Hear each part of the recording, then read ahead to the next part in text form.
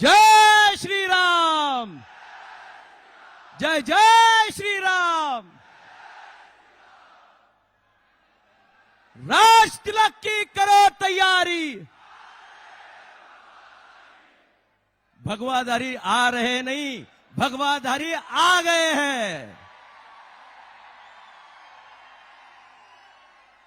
आज इस मंच पर उपस्थित राम जन्मभूमि से यहां पे अपने आशीर्वाद देने हुए आने वाले आदरणीय योगी जी का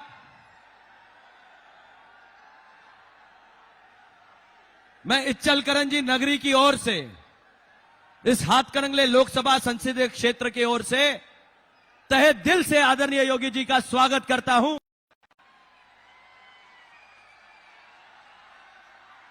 राम जी की जन्मभूमि से योगी जी इच्चलकरंजी नगरी आए हैं। आदरणीय योगी जी ये वस्त्र नगरी कह के पहचानी जाती है। ये वस्त्र की भूमि है, ये शस्त्र की भूमि है, ये शौर्य की भूमि है, ये स्वतंत्र वीरों की भूमि है, ये बलिदान की भूमि है, ये कर्मवीरों की भूमि है, ये छत्रपति शिवाजी महाराज के पराक्रम की भूमि है, ये बाजी प्रभु के बलिदान की भूमि है, ये तारा रानी के संघर्ष की भूमि है, ये छत्रपति शाहू महाराज के विकास की भूमि है, ये बाबा साहेब अंबेडकर के विचारों की भूमि है, ये अन्ना भाऊ साठे जी के कलम की भूमि है, ये किसानों के उत्कर्ष की भूमि है, ये श्रमिकों के उद्धार की भूमि है, ये दीन दलितों के आधार की भूमि है। और मैं ये कहना चाहूंगा आदरणीय योगी जी, ये राम जन्म की बधाइयां देने वाली और राम जी के प्रस्थापन का इंतजार करने वाली भूमि है। जिस दिन अयोध्या में प्रभु राम लल्ला का आगमन हुआ, अयोध्या में राम आए थे, लेकिन दिवाली यहां बनी थी। यह दिवाली मनाने वाला गांव है।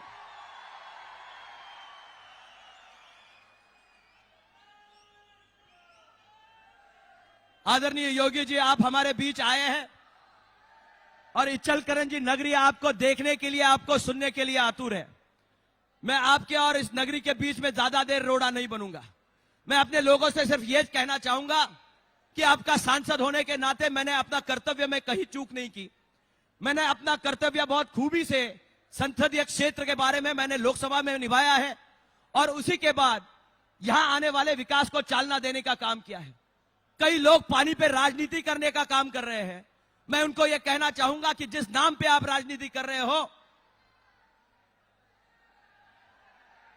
जरा मीडिया वाल्यांना थोडीशी विनंती आहे, थोडंसं खाली बसा, लोकांना दिसत नाही, कॅमेरे राहू द्या, थोडंसं आपण खाली बसा। मीडियाच्या बांधवांना विनंती आहे, 2 मिनिटं आपण थोडं खाली बसा, लोकांना दिसू देत। योगीजींचं भाषण सुरू झाल्यानंतर आपण रेकॉर्ड कर। ये जो माहौल बना है वो आपके आने से बना है।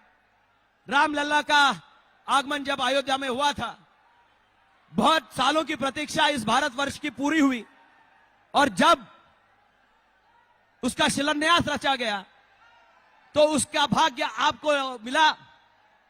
आज जिस दिन आप इस नगरी में आए हैं वो महाराष्ट्र दिन है, कामगारों का दिन है। प्रभु रामचंद्र की नगरी से, गंगा मैया के किनारे से पंचगंगा के किनारे तक का आपका प्रवास, ये महाराष्ट्र के लिए एक विकास की क्रांति लाने के लिए, आपके विचार सुनने के लिए यहां आतुर सारे लोगों के लिए, एक भविष्य के लिए एक आधार का शिलान्यास रचेगा।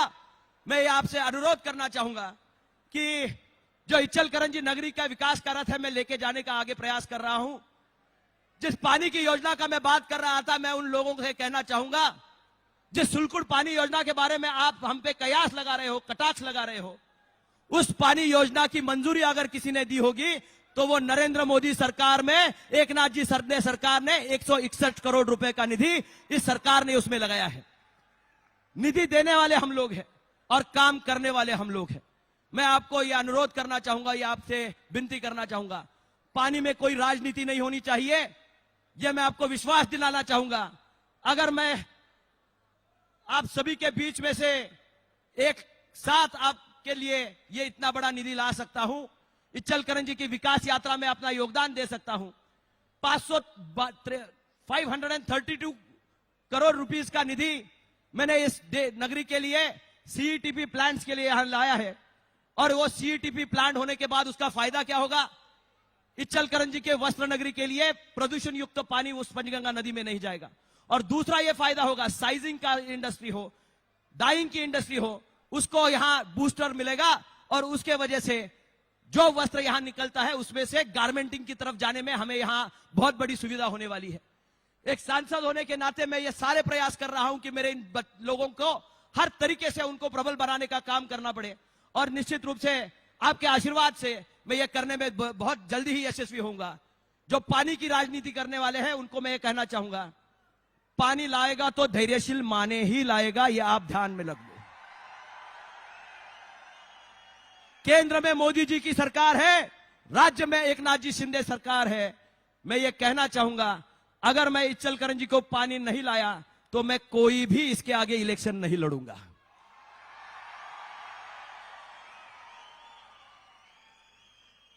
पानी पहले भी मंजूरी की है, वो धैर्यशील माने ने की है। 161 करोड़ रुपए का जो निधि लाया है वो धैर्यशील माने ने लाया है। कई लोग इस पर राजनीति करने की कोशिश कर रहे हैं, लेकिन मैं उथली राजनीति में नहीं पड़ूंगा। मैं ये कहना चाहूंगा कि जिस चीज के लिए आपने मुझे चुनाव में चुन के दिया था, उन सारी अपेक्षाओं को पूरा करने का व्रत मैंने लिया है। मैं कोई एक सेगमेंट के लिए काम नहीं करता, समाज के हर तबके के लिए मेरा काम बना रहे, इसका मैं प्रयास करता हूं। आदरणीय योगी जी, आप जब सांसद बने, मेरा भाग्य है कि 3 पीढ़ियों की संसद हम लोग यहां हैं। मेरी माता जी आपके साथ सांसद हुआ करती थी, वो आज यही मंच पर बैठी हुई है, और आप इस नगरी में आए हैं।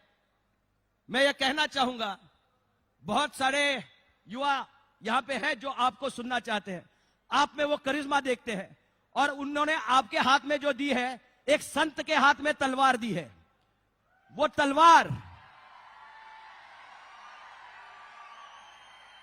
तलवार हमारे रक्षण की तलवार है, हमारे विचारों के रक्षण की तलवार है, इस बहुजन समाज के उद्धार के लिए दी है। जो शिव छत्रपति ने किया था, वही स्वराज्य फिर निर्माण करना है, फिर मोदी जी का सरकार लाना है। इसीलिए इन लोगों ने आपके सामने यह प्रयास किया। मैं ज्यादा वक्त नहीं लेते हुए मैं ये कहना चाहूंगा, जीत उसी की होगी, जीत तो उसी की होगी जिसके पास होंगे तपस्वी योगी। यूपी में आदित्यनाथ, महाराष्ट्र में एकनाथ, दोनों ने पकड़ा है जनता का हाथ, चल रहे हैं विकास के साथ। ना करो केवल भावनाओं की बात, देश की उन्नतियों के लिए समर्पित है दिन रात। कितना ही करो तुम प्रहार, आएगी तो सिर्फ मोदी सरकार। अब की बार और धैर्यशील माने ही आपका खासदार। मैं इन्हीं शब्दों के साथ आदरणीय योगी जी के आगमन का अवभगत करता हूं। मैं जिस भाषा में बात कर रहा हूं, मी मराठी माणसांना या ठिकाणी सांगू इच्छितो, योगीजींना समजावं म्हणून मी थोडं हिंदी बोललो, आणि आमच्या भावना त्यांच्यापर्यंत पोहोचाव्यात। आणि आपल्याला जे आम्ही सांगतोय, हा शिव छत्रपतींचा महाराष्ट्र आहे, हा भगव्याची लाद राखणारा महाराष्ट्र आहे। तुम्ही रामलल्ला तिथं स्थापन केलात, त्या रामलल्लाच्या खांद्यावरचा धनुष्यबाण घेऊन, धैर्यशील त्या भगव्याची आशीर्वाद घेऊन दिल्लीच्या वारीला निघालाय। याच भूमीतनं भगवान श्रीरामांना वंदन करत, त्यांच्या खांद्यावरचं धनुष्यबाण इच्चलकरंजी नगरी पडू देणार नाही। ती भगवी लाट इच्चलकरंजी मधनं उसळेल आणि दिल्लीला जाऊन पोहोचेल, एवढा विश्वास बाळगून मी आपलं मनोगत संपवतो। जय हिंद, जय महाराष्ट्र।